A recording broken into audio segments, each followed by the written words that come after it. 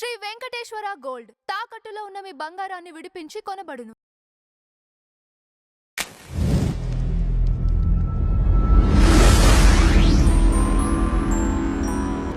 శూర్పణఖని ముక్కు చెవులు కోసి పంపించారు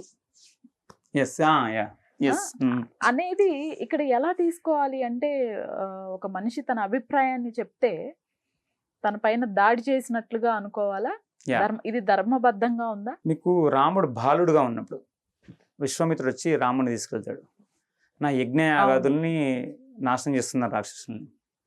సో తాటకి కూడా ఒక అభిప్రాయం ఉండే, వీళ్ళతో యజ్ఞ యాగాదులు చేయొద్దని, వాళ్ళ దానిలో మాంసము అన్ని వేస్తూ. సో ఇప్పుడు తాటకి అభిప్రాయం కరెక్ట్ అంటారా?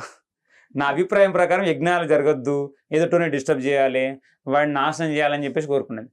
అదే తాటకిని రాముడు స్త్రీ అని చెప్పేసి వెనుక ముందైతుంటాడు, చంపాలా లేదా అని.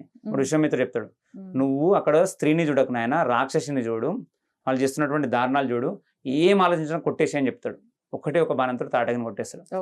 శూర్పణఖ వస్తుంది, శూర్పణఖ మాయావేషంలో వస్తుంది, మాయావేషంలో వస్తుంది అంటే తన వికృతమైన రూపం, రాక్షస రూపం కాకుండా మంచి అందమైన అమ్మాయి లెక్క వస్తుంది, రాముడి దగ్గరకు వస్తుంది.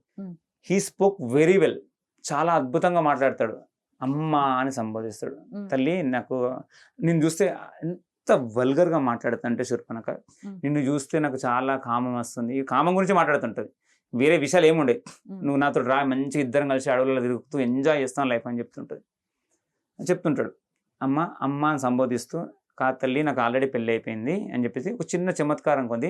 అక్కడ కూర్చున్నాడుగా వాడు, నా తమ్ముడు, మనకి పెళ్లి కాలేదు, కావాలంటే ఆయన ట్రై చేసుకోని, sorry to use this word. ఆయన ఎక్కడికి వెళ్తాడు, అక్కడ వెళ్ళి, అయ్యో నాతోటి ఏం చేస్తావు తల్లి నువ్వు, నేను ఇప్పుడు నువ్వు నన్ను పెళ్లి చేసుకో. ఇంత షేమ్లెస్ చూడండి శూర్పణఖ, షేమ్లెస్. నేను వద్దు మన దగ్గరకు అంటే వెళ్ళిపోతుంది.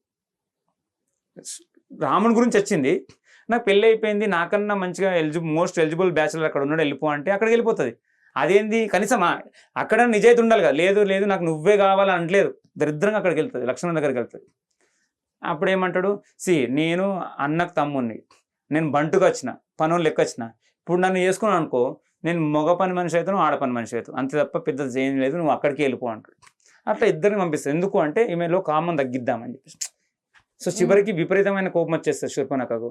అసలు వీళ్ళిద్దరు నన్ను రిజెక్ట్ చేయడానికి కారణం ఆమె అని చెప్పేసి, అక్కడ కూర్చున్న స్త్రీ ఆమె అంత అందంగా ఉంది, అంత అద్భుతంగా ఉండగా రాముడు నన్ను చూడడు కదా అని చెప్పేసి ఉద్దేశంతో ఆమెను ఆమె మీద, సీతమ్మ తల్లి మీద పడి ఆమెను చంపేద్దామని ప్రయత్నం చేస్తున్నప్పుడు ఆ సమయంలో చెప్తాడు రాముడు చెప్తాడు, లక్ష్మణ మనం చాలా ఇటువంటి అమ్మాయితోటి ఇక ఇటువంటి పరాచకాలు ఆడద్దు.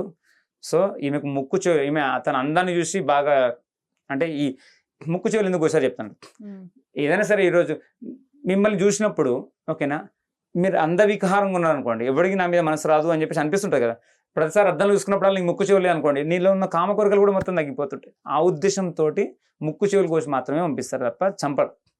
సో దాని తర్వాత శూర్పణఖ ఏం ఊరుకోలేదు, చాలా పెద్ద బీభత్సమే చేసేసింది.